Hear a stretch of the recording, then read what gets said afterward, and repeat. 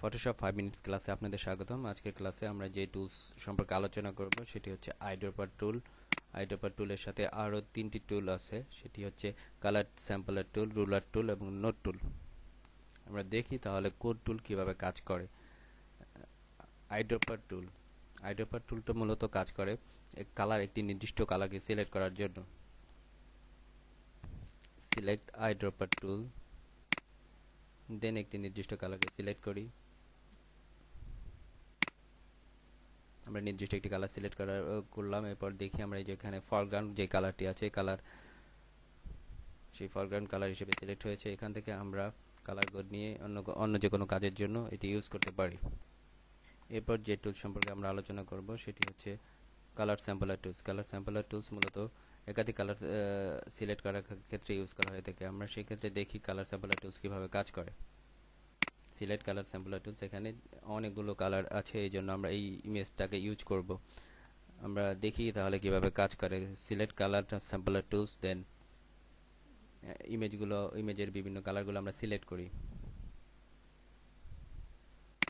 1, 2, 3 এবং 4টি কালার আমরা সিলেক্ট করলাম এবং ডান সাইডের যে ইনফো অপশনটি আছে বা ইনফো অংশে আমরা পুরো ইনফরমেশনগুলো জানতে পারছি কোনটার কি কালার। আমরা যখন যে অংশে সিলেক্ট বা যে অংশে আমরা স্যাম্পলার টুলসটা নেব তখন সেই অংশের ইনফরমেশনগুলো ডান সাইডে শো করবে। দেখুন ভিউয়ার্স,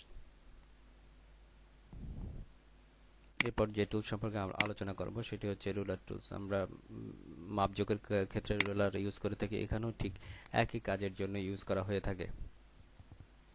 সিলেক্ট রুলার টুলস, দেন ইমেজের লেফট অংশ থেকে যখন রাইট অংশের দিকে আমরা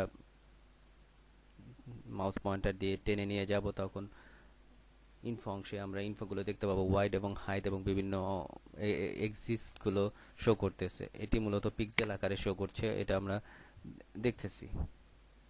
এরপর যে টুলসটি আছে সেটি হচ্ছে নোট টুলস।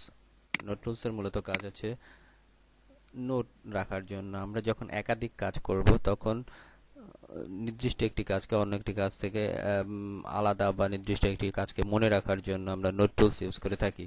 দেখি তাহলে আমরা নোট টুলস কিভাবে কাজ করে। সিলেক্ট নোট টুলস,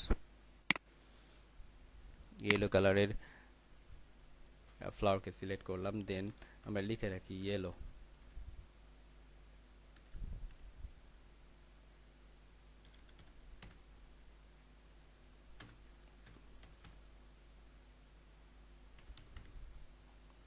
এরপর এখানে যে রেড ফ্লাওয়ারটি আছে লিখে রাখি রেড ফ্লাওয়ার।